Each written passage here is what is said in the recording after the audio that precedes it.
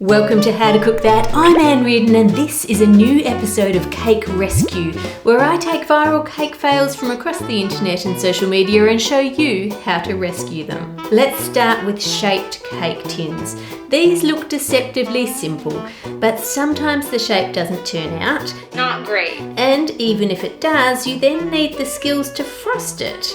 Let's recreate the fail and then go from there. Now, I've hired a Thomas the Tank Engine tin from my local cake decorating store. They usually have a range of tins there. I've sprayed it really well with cooking oil, so I'm fairly confident it will turn out. Once it's baked, you just need to level off the top, put a cooling rack on it and flip it over. And take off the tin. That looks great. Now let that cool.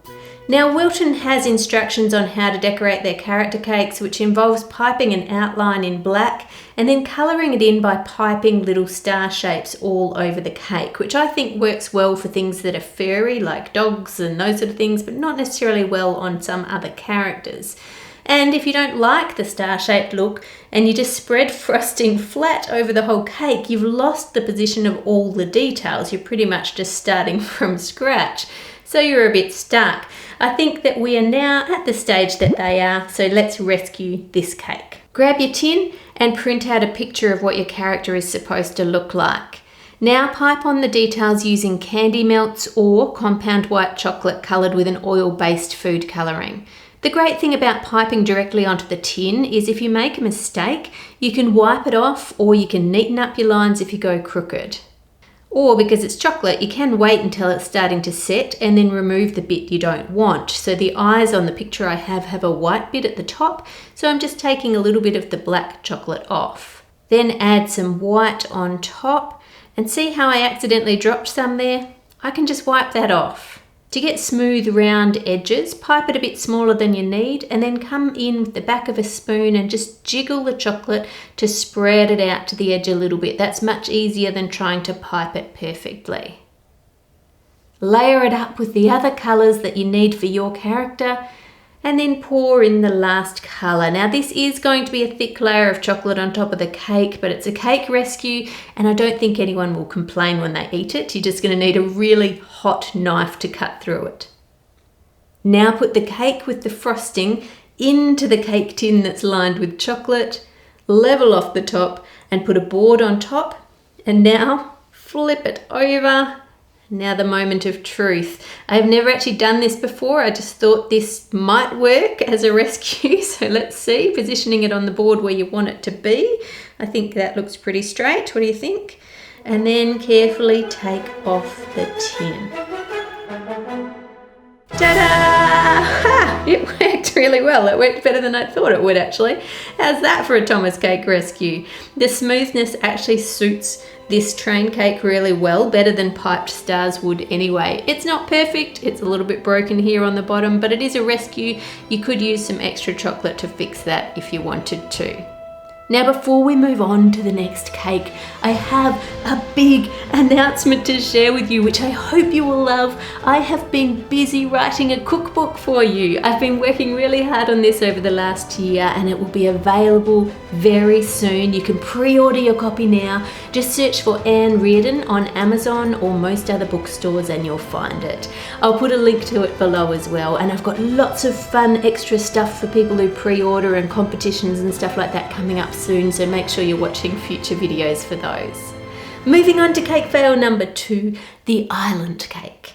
If you haven't seen this cake before, it's supposed to look like an island and the jelly bit should be a clear bluey green that you can see through. Now the first thing that can go wrong, of course, is the jelly or jello not setting. Let me know in the comments what you call it. Here in Australia we call this jelly. If you make it up according to the directions on the packet and let it set in the fridge overnight, when it's in a container it's fine because it has the support of the edges of the container. But if we try and tip that out, well, we've left half of the jelly in the jug, but beside that, if you try and imagine this as a tall cake in this texture, it's just not firm enough to hold its shape. Whatever gelatin or jelly you need to use 1.5 times the amount that it says you need to set the volume of water that you've got. So let's quickly make an island cake fail and then show you how to rescue it. Spread some ganache on the board. It's important that that goes underneath the cake so the cake doesn't go soggy. Add some cake on and then stack it up on one side. You can choose whatever shape you want. It really doesn't matter. You could use this to rescue another cake fail that's just a mess of cake. Carve it to look less like cake and more like rocks, and you can put the offcuts on top to make it higher. And then cover that whole thing in ganache. I'm using some different coloured ganache, some milk chocolate one here, just to add a bit of variation. You can leave that off or do that, it's up to you. And then put that in the fridge. For the jelly, I'm using sheets of gelatin because the sheets set clearer than your powdered gelatin. And you can see here with the store-bought jelly, you can't see through it, and we want it to be able to be clear enough to see through. Let the sheets soak to soften, and as I said before, use 1.5 times the amount it says you need for the volume of water that you're setting, because you need it to hold its shape without support. Then in a pan you want water, sugar and flavouring of your choice, and then heat it until the sugar is dissolved, which won't take long, and then add in the gelatin sheets and they should just melt away. Add a tiny bit of colour at a time. Now I've made this colour using blue, a little bit of green and the tinsiest bit of red just to give it the right sort of ocean colouring to it. Now leave that to cool down to room temperature. Grab your cake and using a brand new toothbrush you can add some more ganache to give it a bit more of a coral rocky texture for the underwater area. For the bit above the water, I'm going to add some more milk chocolate ganache on top to make it look a bit more like rocks.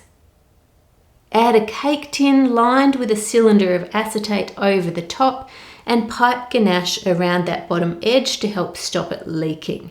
Now there's no way this is waterproof, it's not silicone, so I suggest that you add a small amount of jelly and put that in the fridge to set, unless you want sticky jelly set throughout your whole fridge because it will have leaked out. Once it is set, you can then pour in the rest of your jelly. Now, if you want to add decorations, make sure you make them out of chocolate. Don't use fondant because fondant doesn't like moisture. It's just going to go soft, as Taylor found out when her fondant fish oozed out the side of her island cake. The next day, peel off the acetate and we can see the most common fail, which is cloudy water. I mean, it's okay, but it's not great. So if you get to this point and you're not happy with it, or if your jelly's collapsed or any of those things, this is how you rescue it. Just remove the ocean. It's just jelly after all. It's fairly easy to peel off. I'm happy with the consistency of this jelly. It has a nice wobble to it still, but it's still firm enough to hold its shape without a container around it. Now the reason this isn't clear is the jelly before it sets is pretty much mainly water, so it's dissolving some of the frosting. If you think about if you had frosting in a bowl and you filled it up with water and you just left it there, that water is going to start to dissolve that frosting and it's going to make it cloudy. So the secret to stop that happening is to get everything ready again, have your acetate there and your metal cake tin, and then put it in the freezer. Not the fridge, it needs to go in the freezer for at least 2 hours. Now make sure your jelly liquid is completely cold, not warm. It needs to be at that point where if you put it in the fridge it would set fairly quickly now. And then drizzle it all over the surface of the cake that is going to be under the water. And what we're doing here is just getting a layer of jelly, just a thin layer, to set all over the frosting. So it creates a barrier between the cake and the rest of the jelly. Okay, put that back in the freezer for 15 minutes to make sure it's definitely set. And then slowly add the rest of the jelly mixture, letting it run down the acetate so it's not pounding onto the frosting and mixing it together. And then just put that in the fridge to set, which will take at least 4 hours. Now that it's set, we can take off the acetate, and that's what we're after. Clear blue water. That reminds me of the water that we saw in Dubrovnik. It almost looked like the boats were floating in midair. The water was so crystal clear. Add some plastic wrap to protect the top and decorate your island. I'm using coconut coloured with green food colouring. Just pop some of that where you want it. Then dab on some black food colouring just to add a little bit more shading. And crush a biscuit to make your sand. And you can add that to the little beach area that we've got there. Remove your plastic Add some squiggles of white food colouring and then just blend those back a little bit with a bit of water. And there you have an island cake, rescued and ready to go. At number 3 is the Tsunami cake, otherwise known as the Pull Me Up cake. As far as I can tell, these started in cafes in Taiwan as the boba lava cake, and the first YouTube video about it was by Wendy back in 2018, quickly followed by lots of others. And because these are served at the table, you have to get it right first time, so there are plenty of fails. So let me do a heap of experiments for you so that you have more hope of getting this right first time. The main problem people seem to be having with the boba cake was whipping the cream too much. It needs to be thinner than this. See how it's holding its shape? It's not flowing.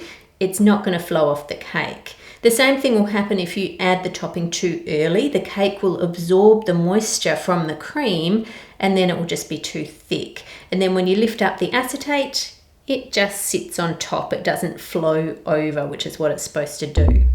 Now let's try that with 2 cups of cream, not whipped as firmly. See how this is runny as I put it on top? I mean, it's not just liquid, I have whipped it, but it's definitely not got peaks yet. I don't have any of the black tapioca or boba, so I'm just using fruit instead. Here it goes with 2 cups of cream. It flows down over the edge like it's supposed to, but there's just not enough of it. Let's try that with 3 cups of cream this time, and some edible glitter and some other toppings on top of that. Okay, here it goes. 3 cups of cream. That's about right. It didn't cover everywhere, but I don't think you want any more cream than that. As this cake kind of made it across to Western countries, people started using sweeter toppings like ganache. And if you pour that straight on, it will run down between the cake and the acetate. So to solve that problem, you need to frost the cake first, and then instead of putting the acetate around the outside, put it on top of the cake and push it in slightly. The next issue is the quantity. How much to add, because this is completely different to cream. Here I'm adding 1 cup of ganache and some edible glitter on top. Pull up the acetate and it ever so slowly goes over the sides of the cake. I'm going to speed this up. That took 4 minutes and it's not enough to cover the cake. So let's try 2 cups of ganache instead of 1. Here we go. Well, it's pretty, but it also makes a huge mess. Now, if you've got a keen eye for observation, you may have noticed the difference in consistency between those 2 ganaches. Ganache can be thicker or thinner depending on the ratio of cream to chocolate, but these 2 were exactly the same, and I'll put the recipe for that on my website for you. So what's making one thicker and one thinner?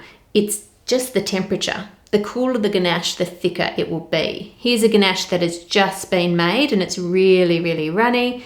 And this is the same ganache once it had been left at room temperature. I used it on the Thomas cake.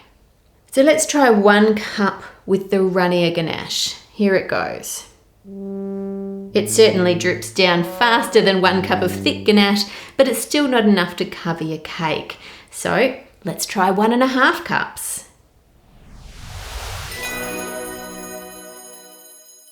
That quantity was better. Let's try 1.5 cups again just to be sure. That quantity seems to work as long as you have a large cake stand or a plate to catch all the stuff that runs off. Personally, I don't love the look of lava cakes, but if you want to make them, at least you've got a bit more of an idea of how much you need to add. Don't forget to pre-order my cookbook. Oh, exciting times. With thanks to my patrons for your amazing support each month. These are a list of legendary people right here. If you liked this video, make sure you tell the algorithm you did by liking, commenting, sharing, subscribing and watching more of my videos. Make it a great week and I'll see you on Friday.